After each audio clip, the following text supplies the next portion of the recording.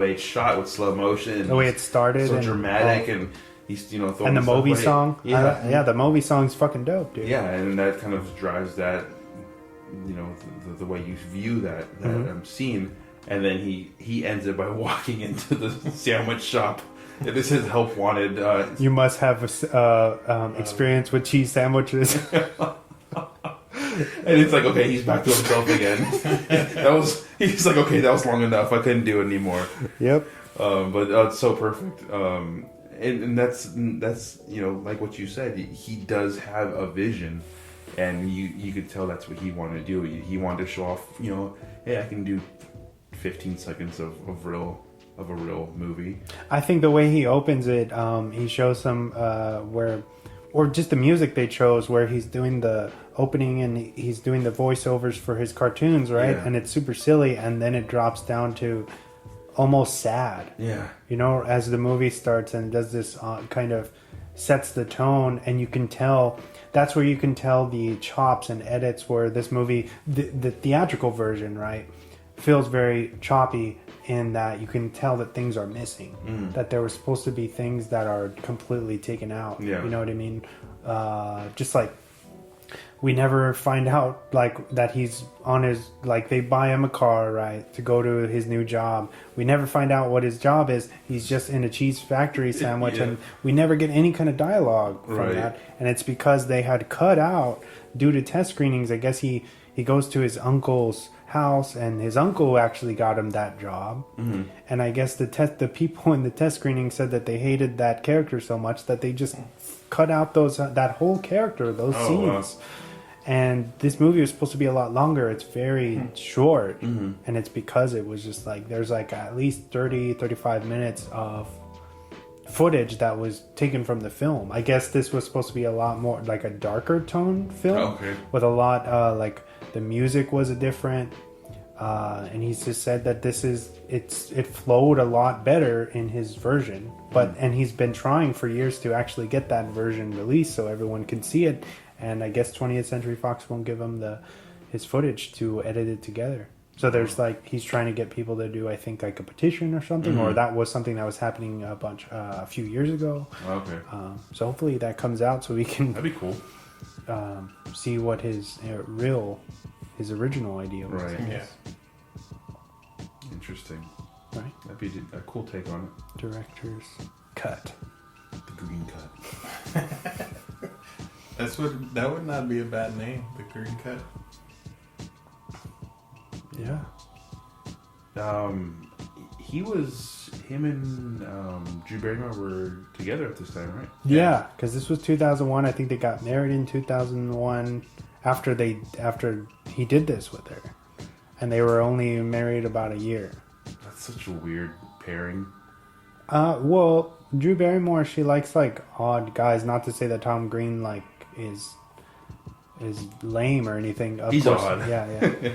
But I would assume would expect that from her because she chooses like off-putting guys or whatever. But I don't know why they split up. But Drew Barrymore's cool in my book. Oh yeah, forever. So. When was this after or before he had his? Yes, this was after. Cancer? Yeah. Okay. His lymph node cancer took place in 2000, I believe. They actually show this in the film. Do they? When Freddy's right before he gets taken to the molestation orphanage, whatever, he's that surgery he's watching is Tom's actual surgery. Really? Yes. Wow. Because they did a MTV special on I remember his the special. That was real footage from that special. He's essentially making a cameo of a cameo in his own movie. Oh man, his testicle made a cameo. See, I'm saying this movie's meta as hell. It's like it's crazy. Oh man, that's pretty hilarious. That's really cool. Yeah. I wish. I kind of feel like his brother should have had more of a role. Yeah. He really kind of gets underused. Yeah, he gets shortchanged in this, and I don't know why, because that guy was a big deal back then. You could tell they picked him as Finch from American Pie. Yeah. Yeah. And he got cut too. Yeah, maybe it's on the cutting room floor, because it does definitely seem weird that they never resolve. I don't know if it's meant like this movie definitely seems like it's meant to piss you off. The inaccuracies and the storytelling and everything. It's just like you're like, why is this not shit resolved? Like, why? It's progressively trying to make you mad or make you uncomfortable or unsettled. Yeah, you know, like you were saying.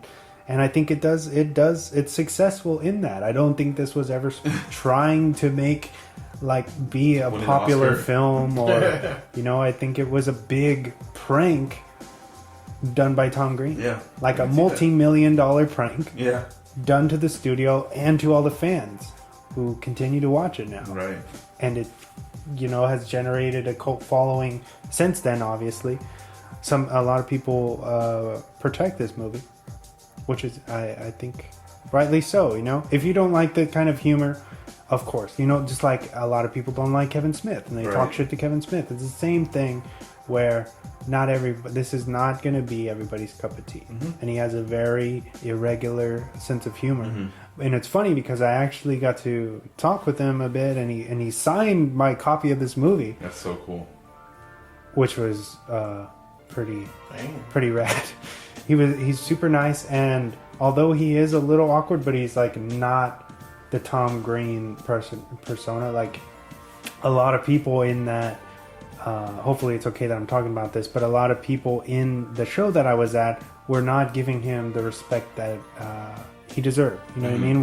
When you go into a stand-up show, you gotta shut the fuck up and let them do their show, you know? Right. People shouting stuff, people saying... One guy was like, oh yeah, Drew Barrymore! She's hot, right? And he's just like, why would you shout my ex from 20 years ago, his name, in the middle of my set and think that that's gonna allow me to have a good set from then on, or whatever. Right. It just went on to this tangent about it, but yeah, talking with him, it was a great experience, and he seems like a normal dude. He's not like a weirdo, how you would think from watching the Tom Green show for so many years, and where you're just like, no, this guy's like this walking down the street, like, you know, Daddy, would you like some sausage? No, people were trying to be like that with him after, when he came out to do the meet and greet thing. This guy who walks by and he goes, Thomas Green! Thomas Green! Just yelling the guy's name, and he's like a couple feet away from him. And Tom's just maintains composure. Yeah, what's up, dude? That's my name, dude. How's it going? How are you doing? Like, trying so hard not to be an asshole. Yeah. I was like, oh, this guy's cool. I think he's probably like, he's heard it all before, so he's like... That's true, yeah. He's probably sensitized just like, about it. just I'm over that. Okay. He says, I think he was like, a lot of people that come to my stand-up shows, they didn't realize that I did stand-up, and they don't know how stand-up works, because you're supposed to shut the fuck up. He's like, but I guess because I made the movie Freddy Got Fingered, that I'm just looked at as a guy who made Freddy Got Fingered, that they think it's okay that they can yell at me and shout stuff at me, and I'm going to be okay with it or whatever. He literally said that. So it's interesting take on where he's at in his career now. You know what I mean? As opposed to when this came out, like I was saying, he was a household name. Yeah. Whether you liked him or not, he was fucking big. He had clout, you know? Mm-hmm. He did he had a random cameo in fucking Charlie's Angels that could have not been there, but it's there. Yeah. You know? Stealing Harvard. You said you like Stealing Harvard a lot? Yeah, I do like that movie. Yeah. One thing I want to bring up in the movie is the little kid who is constantly getting hit in the face. Yes. From the beginning, when he pulls up in his LeBaron and he's, you know, coming back home, and then he's like, hey, and he trips and just smashes his face into the car, and he's just like, okay. And his dad comes and gets him. He's like, are you okay? He's like, yeah, I'm fine. And there's just fucking blood all over his face. Like, god damn. That was uncomfortable as fuck. Every single time, like, he's getting out, and then he gets hit with a bottle, a wine bottle in the head. I'm like, what the fuck? Like, what is the meaning? I'm trying to figure out this whole time, like, what is this trying to symbolize? Or I think it seems like every time somebody commits some cardinal sin, the boy is punished for it, right? I don't know if that's true, but I think that's where that was going. Maybe. I don't know. But it was just disturbing. Yeah.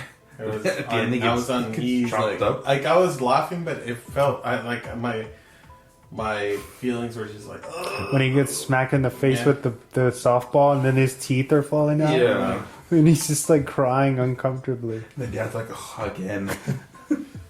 I think maybe because I've been around children a little bit too long. Yeah. Maybe that's why I cringe. Maybe.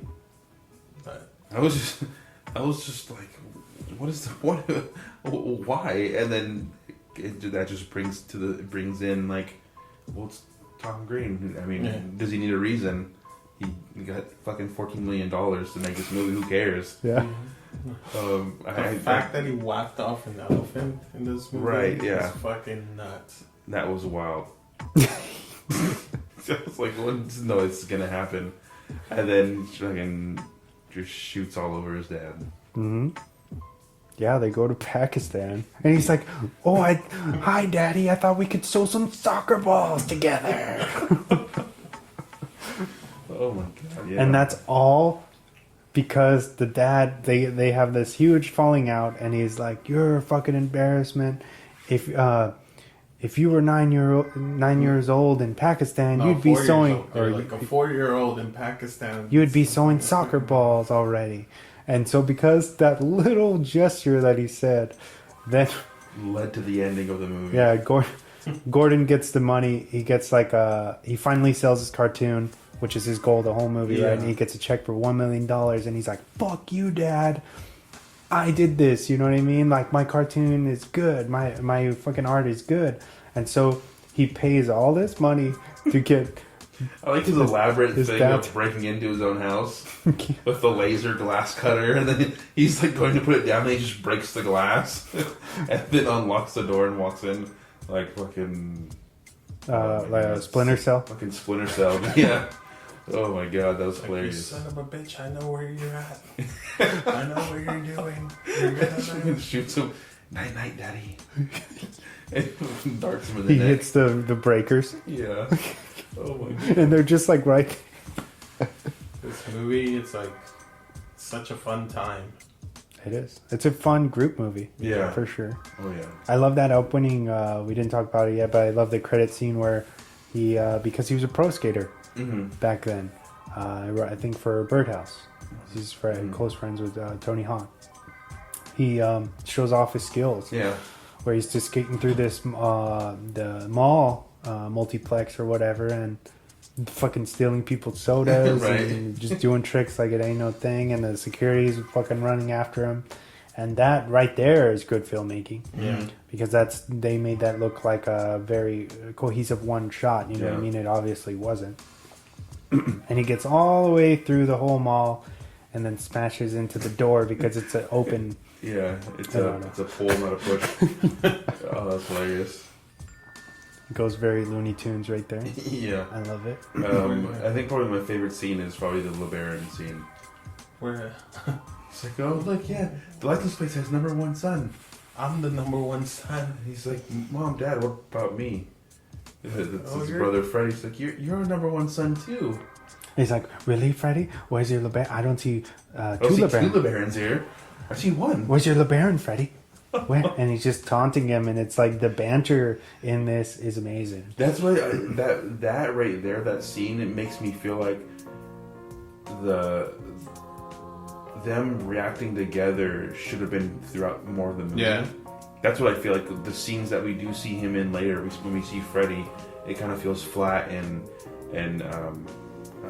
doesn't go anywhere. He doesn't have anyone to bounce off of. Right. He's by himself, and I think if that would have, even if you just had two other little cameos or whatever in that scenes in that movie with him, with Tom Green, I think that would have been. I love the breakfast scene where they're like interacting with each other.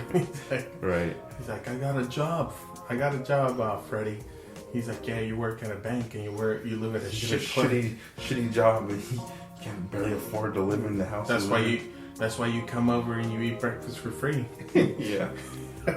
Which Like, is, shut up! I'm going to work. I don't know if this is like a plot hole or intentional, but if he, because he clearly, Freddy says, the younger